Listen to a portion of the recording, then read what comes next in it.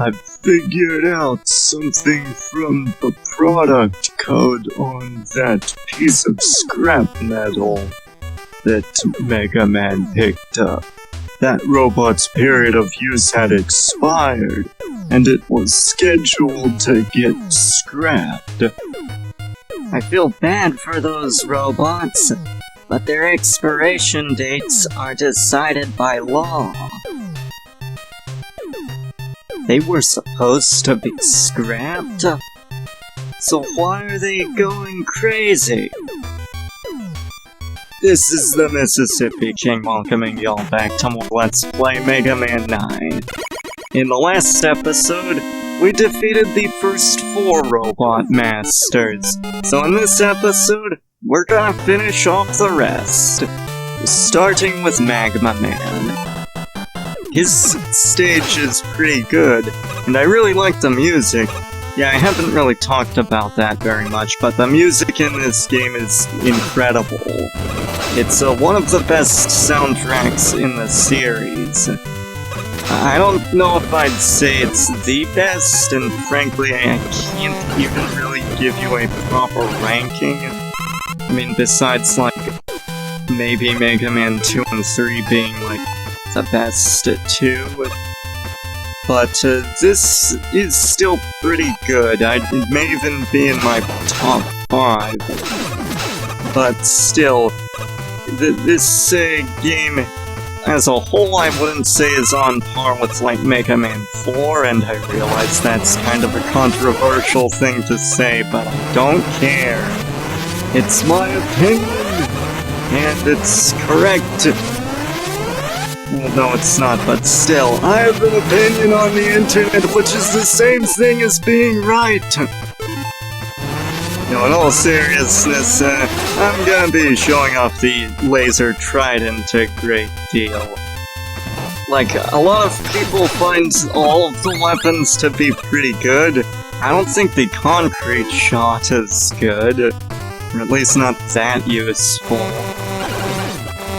But, yeah, this is Magma Man's stage, and it's full of a number of hazards.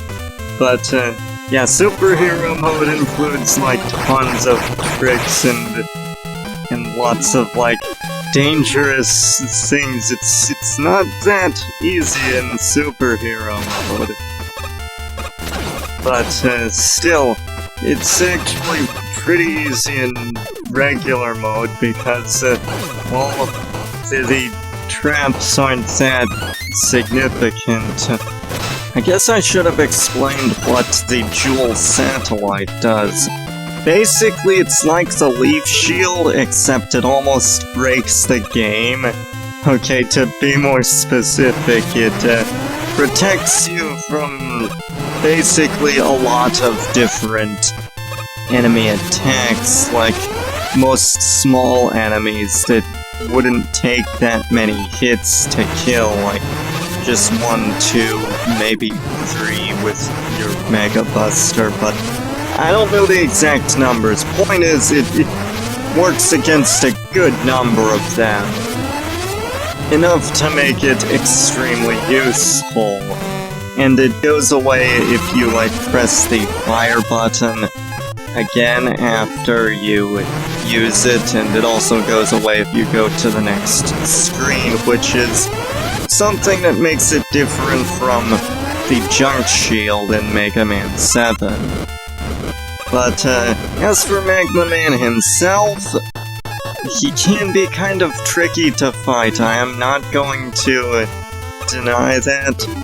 However, one thing I will say is that he's not that hard. It's just his fight, you know, it almost boils down to RNG without his weakness. I mean, I can beat him without his weakness. In fact, most of the time, I can beat him without his weakness, without a full, like, with a full bar of health. Like, I don't generally need to use, like, an energy tank.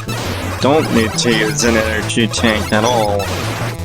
But it's like, what I typically do is I'll hop to the bottom platform well, to the bottom of the arena, because, I don't know, that just seems to grant me more room to move around, more time to react. Of course, the main reason that it's kind of like RNG for me is that I'm just not that great at, like, reacting, like, super fast or anything like that. But I can still beat him.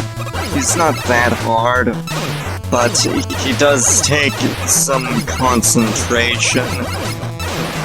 And if you focus your attention on him, then he should go down pretty easily.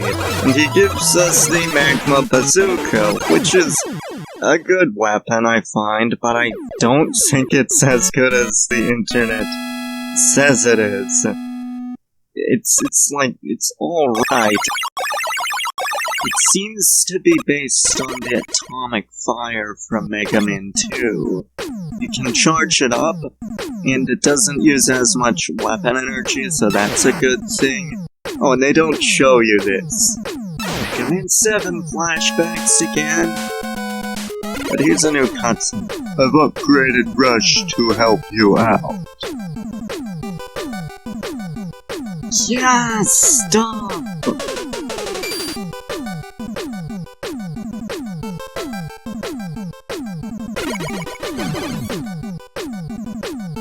I'll try to slow him down a bit. So we've just received Rush Jet, and the way you get Rush Jet is different from how you get it in previous games. Because, like, now instead of getting it when you beat a specific Robot Master, you get it after you beat a specific number of Robot Masters, in this case 5. So that's interesting. I think it can allow for some interesting, like, playstyles, but still, I don't think we'll really be needing Rush Jet very much, except maybe in Tornado Man's stage. And here's the Jewel Satellite in action, for the record. And it can even deflect bullets, like enemy bullets, so that's really good. This can make it very effective against the Keyboard Joes, or whatever they're called. Seriously, what are they called? Last time I checked, they were called Paperclip Joes. Actually, I have no idea. Still, the Jewel Satellite is awesome, and it makes Galaxy Man's stage a complete joke. Because there are so many enemies that are killed by it. And even on Superhero mode, Galaxy Man's stage is very easy. Like if you have the Jewel Satellite, although there is a part that's coming up that has some near pixel-perfect platforming in Superhero mode. Good luck beating it without the Rush Jet. And so, we're introduced to, like, eyeball things, which, give you, like, tons of things. So, the Hornet Chaser is extremely useful, I find. It's, I'm not sure if I'd say it's quite as fun to use as the Dive Missile, but in terms of absolute practicality, it is more useful. So, Galaxy Man's stage also has some more awesome music, for the record. I don't think it even has any Wallet Joes, or whatever they're called. Still, there are some useful applications to some of the weapons. And the Black Hole Bomb, which isn't really one of my favorites, not in the series certainly, it has its applications. And honestly, this may be somewhat controversial, but I find the weapon selection in Mega Man 4 to be better. With that said, I mean, I do enjoy this game's selection of weapons. And Galaxy Man himself is a complete joke with or without his weakness. Because it's like, he has such a simple pattern, and it's easy to dodge him. It's not that hard. And it's just very easy, folks. And this game came out, by the way, like 10 years ago. 10 years ago. My goodness. Time flies. This is a 10-year-old game. This is the spot I was talking about, by the way. In superhero mode, it has near pixel-perfect platforming, and I was mistaken when I said the raising platforms and lowering platforms were in Galaxy Man's stage. They're not in normal mode. But anyway, it's just weird to think about how old this game is.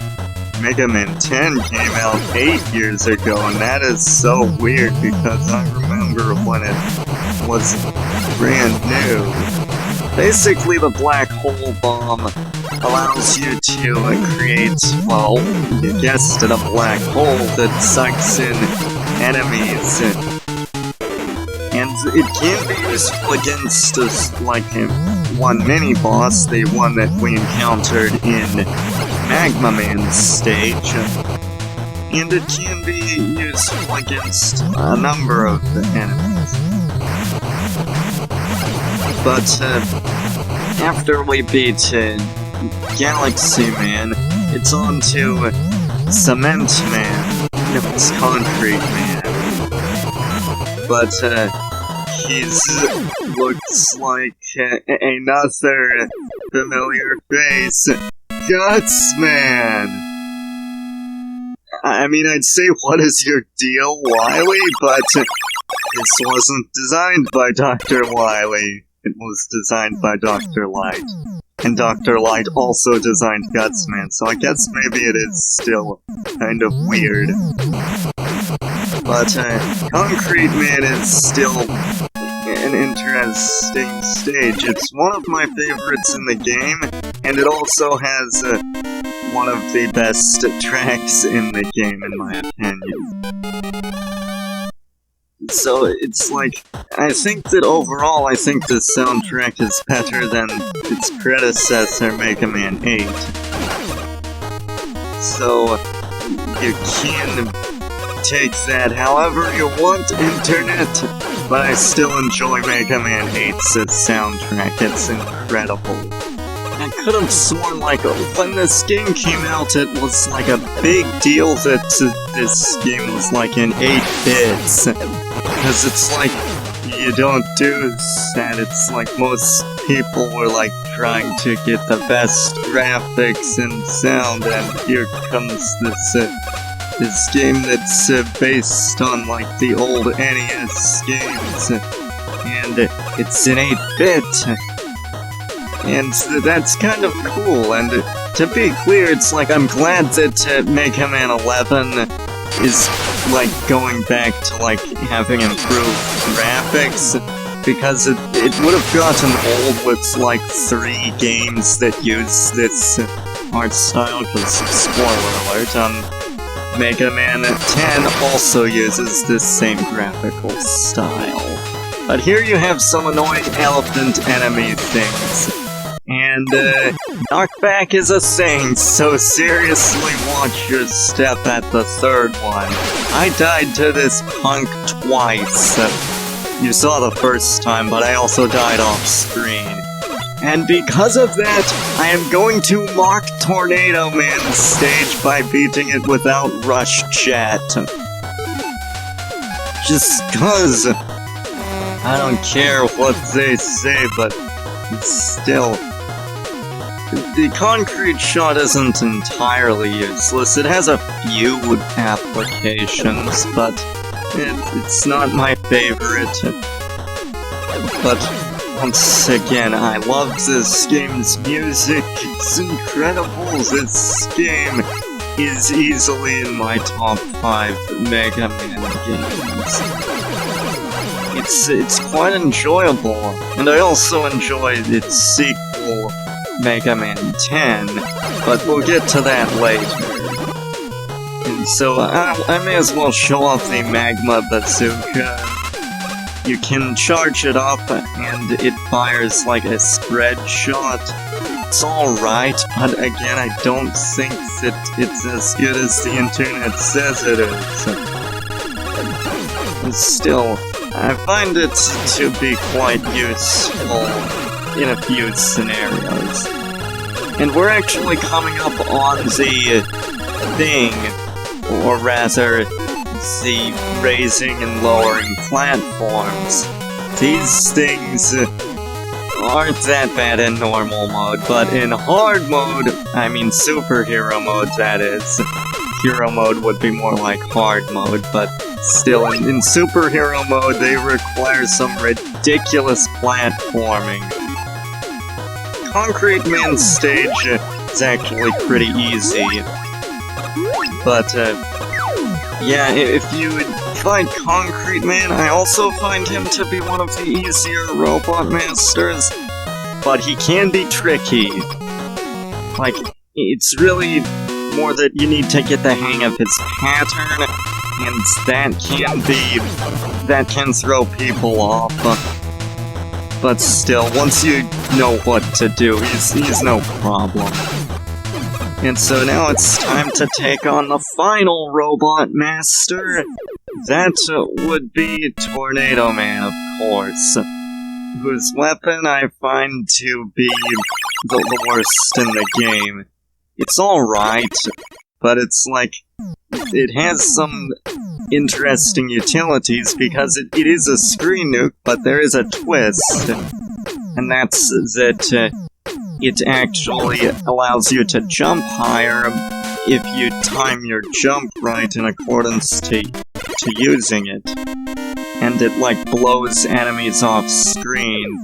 It, like, raises them above the screen. Sort of like the gravity hold in Mega Man 5, but to be clear, I don't really like the tornado hold. The gravity hold was better.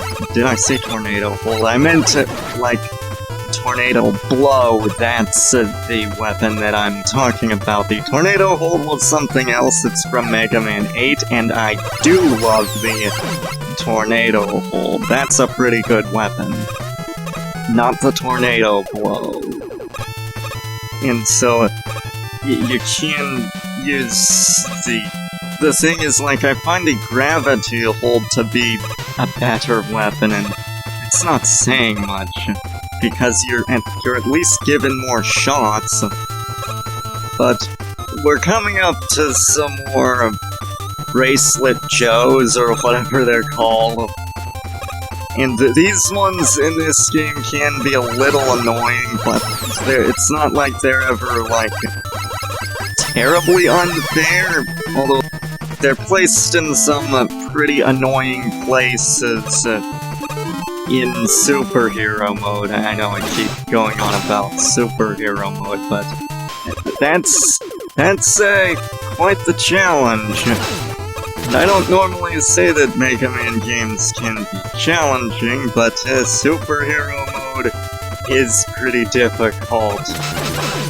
Same with hard mode in Mega Man 10, which, unlike superhero mode, actually changes the bosses as well. But we'll get to that when we get to Mega Man 10. And it's hard to believe that I'm already, like, nearing Mega Man 10. Because it's like, that felt so far away when I started this retrospective, where I was originally playing the first Mega Man game, and I had no means of, like, recording Magma Man 7 or 8 or or Magma Man 6 for that matter, but I still... It's good to finally get around to this. But the concrete shot, by the way, produces a platform if you shoot it at a wall, and it turns enemies into concrete. It is alright, but I don't really think that it's that useful. I mean, once again, just look at how useful that there Hornet Chaser is. I can just bring things back to me like they're nothing. And just see. And the Jewel Satellite is awesome here too, because it protects you against the umbrella enemies. And knockback can also be kind of an issue here, so that's one reason you want the Jewel Satellite for this. Like, that's one thing I don't get when people say this game is so hard. It's like, the weapons make it pretty easy. I don't know what y'all are talking about. But even without the weapons, it's not that hard. I just don't get why people say this is one of the hardest games of all time. But Tornado Man is a complete joke with his weakness. The Plug Ball basically acts like a search snake, except that this time it goes on to ceilings as well, so that makes it pretty useful. It's also faster than the search snake, but I mean, I guess that's it for this video. This is the Mississippi King, signing out. And in the next video, we'll find out the truth of the robots that were going berserk. See y'all then.